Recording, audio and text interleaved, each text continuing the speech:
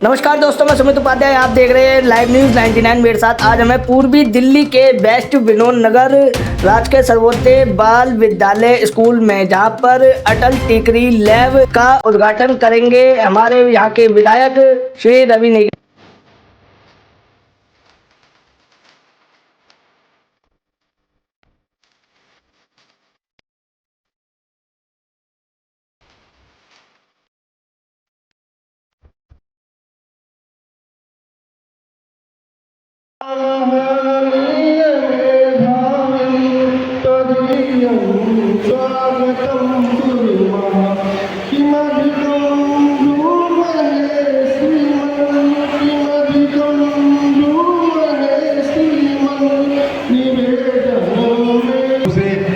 पुष्पमाला पहनाकर माननीय जी का स्वागत करें और विद्यालय के जैसे कि शॉल उड़ाकर उनका स्वागत करें।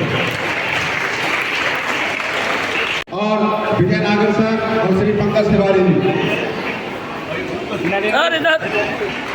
हाँ जी, रीता मैम जल्दी आ जाए प्लीज। जहाँ सर श्री रमेश चंद सर जो हमारे विद्यालय के सचिव हैं, श्री रमेश चंद सर।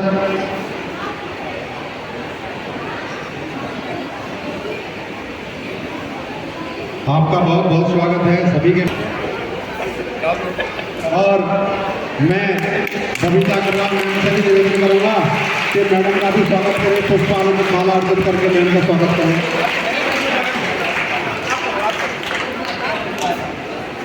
मैडम का स्वागत करें।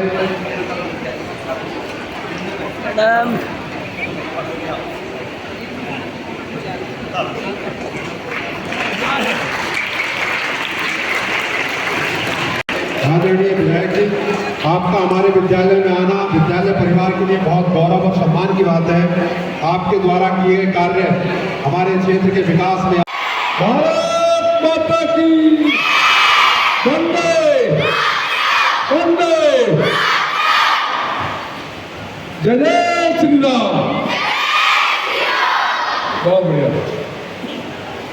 आज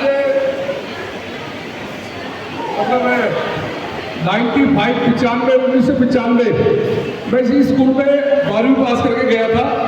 और जब 12वीं पास करी थी सोचा था कि इंजीनियर बनूंगा, डॉक्टर बनूंगा, या IPS बनूंगा या IAS बनूंगा, पर इसमें से कुछ नहीं बन पाया। पर एक विधायक के तौर पर, एक सेवक के तौर पर आपके बीच में आया हूँ।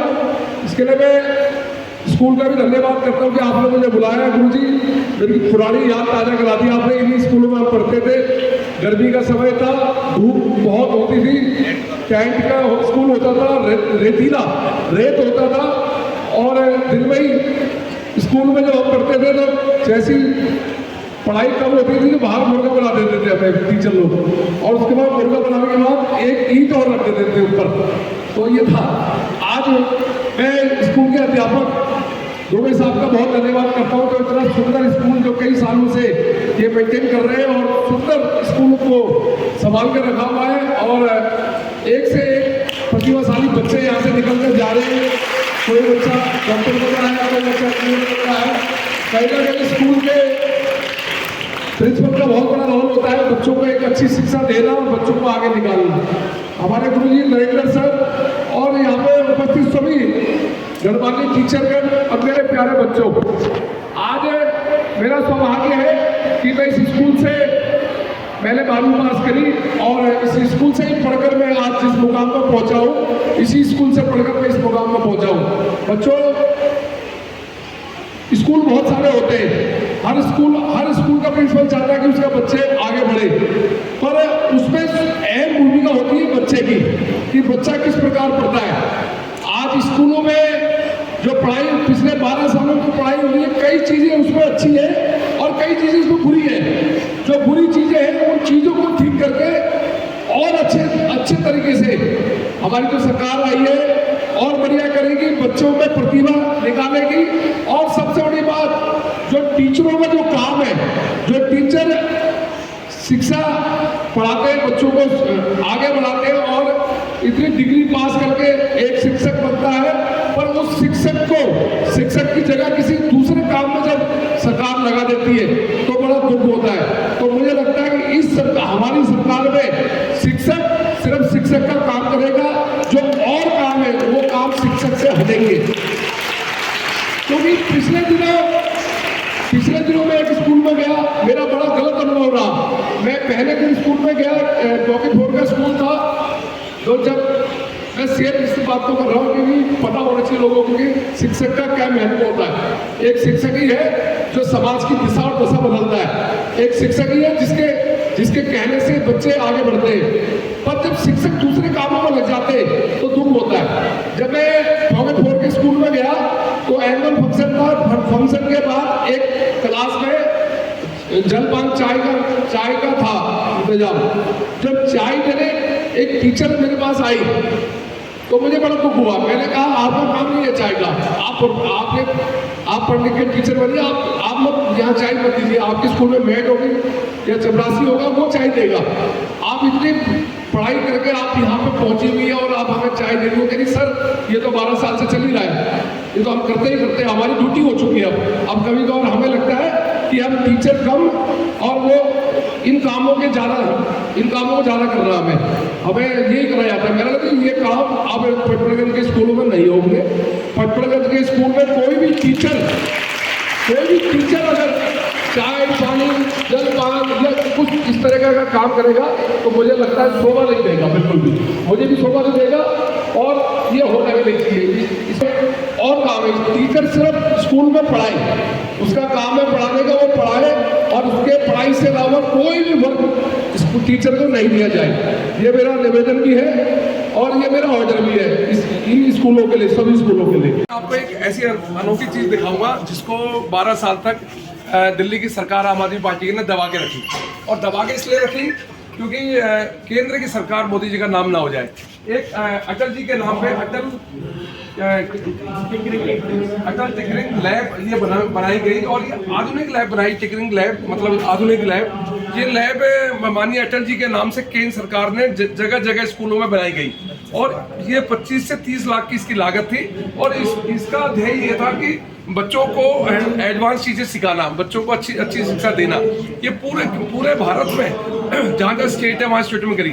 दिल्ली में भी करीबन मेरे को लगता है कि 100 से ज़्यादा लैबें बनी, पर उन लैबों को छुपाया गया 12 साल तक क्योंकि नाम है केंद्र सरकार का हो जाता, मोदी जी का हो जाता।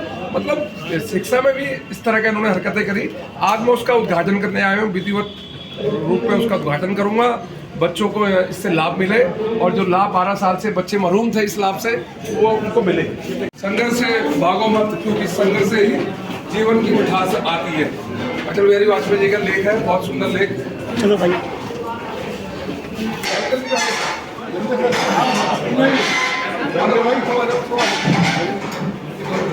आप लोग क्लैपिंग के लिए आ जाइए।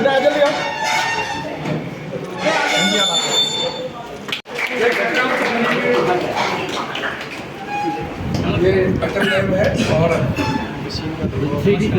ये 3D प्रिंटर है जो कि हमें एक ओरिजिनल शेप देता है और ये उसका मटेरियल है। इसका यूज़ करके हम ये जैसे कि ये कर रहा है हमारे लिए फ्लावर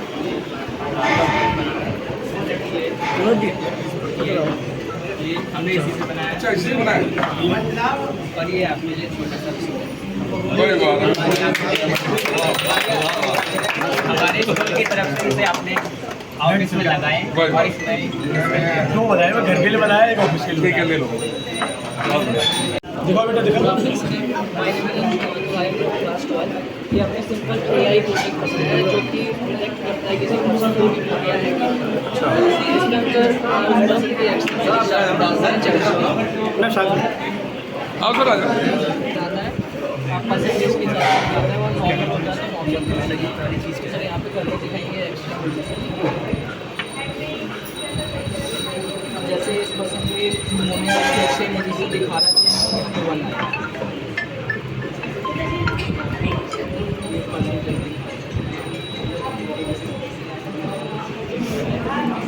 हॉस्पिटल्स में जैसे कुछ लोगों को पैरालिसिस हो जाता है, उनके हाथ काम या फिर पैर काम नहीं देख रहा है वो तो अच्छा है, चलिए बात है। तो उन्हें नर्सिंग सपोर्ट की ज़रूरत है तो सर ये उसी के बने। जैसे आप देख सकते हैं यहाँ पे मेरा हाथ है तो यहाँ पर राइट दिखा रहा है, अगर मैंने अपनी सारी उंगली बंद कर रखी है तो यहाँ पे एक भी लाइट नहीं दिखा रही है। अगर मैंने एक उंगली जलाई तो यहाँ पे लिखा हुआ है फूड सप्लाई। दैट मीन्स ये रहेगा हमारा जो कैमरा रहेगा वो होगा बेड के पास जहाँ पे पेशेंट है, और ये होगा नर्स के पास या फिर कहीं पे जहाँ